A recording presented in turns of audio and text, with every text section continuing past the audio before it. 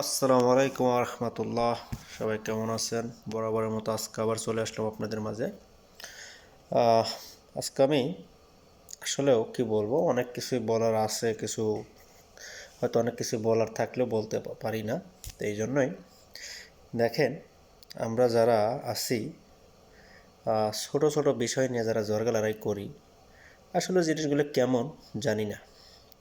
আমার দিক থেকে মনে হয় যে জরগা লড়াইটা যারা জরগা করি এবং যারা জরগা লাগানোর চেষ্টা করি, তো তারা আসলেও এই জিনিসগুলো কখনো ভাবে না আসলে ক্ষতিটা কার হয়।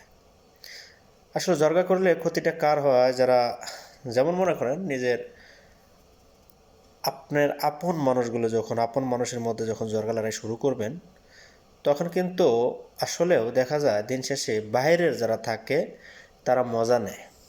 কিসের জন্য জানেন? বাইরের লোক আর একটু লাগানোর জন্য তারা পিছের থেকে উস্কানিমূলক কথা শিখাই দেয়, উস্কানিমূলক কথা বলে। তার কারণ এটা আমাদের দেশের মানুষের যেটাকে বলে আপনার ঐতিহ্য, যাকে বলে যেমন একটা ফুটবল ম্যাচ হইলে কি একটা অন্য কিছু হইলে এবার আমরা যেমন একটা দলকে সাপোর্ট করার চেষ্টা করি। তো একটা পরিবারের উপরে যখন অন্য মানুষ মানে পরিবারের উপর একটা মানুষ যদি একটু এদিক ওদিক হয়, অন্য যারা আছে আশেপাশের তারা সব দিক থেকে মানে লাগানোর চেষ্টা করে, তুমি এইভাবে করো, ওইভাবে কথা বলো, তাই হইলে তোমার এই জিনিসগুলো ঠিক হয়ে যাবে। আসলেও একটা পরিবারকে আলাদা করতে কিন্তু টাইম লাগে না, কিন্তু একটা পরিবারকে যখন আপনার জোড়া লাগাবেন খুবই কঠিন হয়ে পড়ে। তখন পরিবার আলাদা করা কিন্তু মানে সেকেন্ডের ব্যাপার, 10টা 20টা কথার ব্যাপার। তো এর মধ্যে দিয়ে মানুষ একটা আলাদা সিস্টেমে চলে যায়।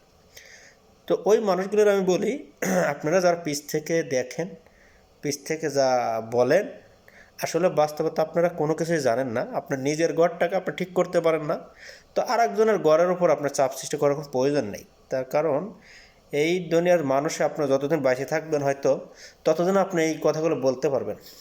তার কারণ আপনি যেটা শিক্ষা দিবেন অথবা আপনি যা শিখিয়ে দিবেন, আপনার পোলাপান আপনি সবাই কিন্তু এই বাবদে কথা বলবে। কারণ আপনিও কিন্তু শান্তিতে থাকবেন না।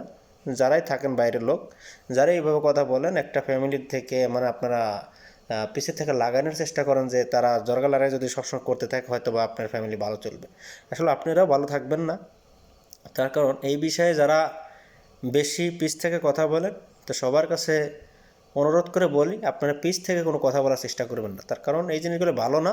একজনের বদনাম করাও ভালো না, একজনের দুর্নামও করবেন না। আপনি যেটা মানে আপনার যেটা নিজের থেকে ভালো লাগে আপনি ওই জিনিসটা করবেন। তখন আপনার তো খাওয়া দাওয়া কাম নেই, আপনার মানুষের পিছে লাগায় আর মানুষের জরগা লাগানোর চেষ্টা ভাবনা করেন, কিন্তু একদিন আপনারাও শান্তিতে কেউ থাকবেন না। সবাই নিজের নিজের নিজ দায়িত্ব থেকে নিজের নিজের ঘরটাকে সামাল দেন, এটি সবচেয়ে বেটার। অন্যর ঘরে কখনো হাত বাড়ায়েন না।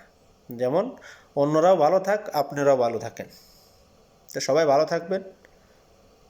আমি আগামীতে অন্য কোনো ভিডিও নিয়ে আবারও আসবো ইনশাআল্লাহ। সবাই ভালো থাকবেন। আল্লাহ হাফেজ।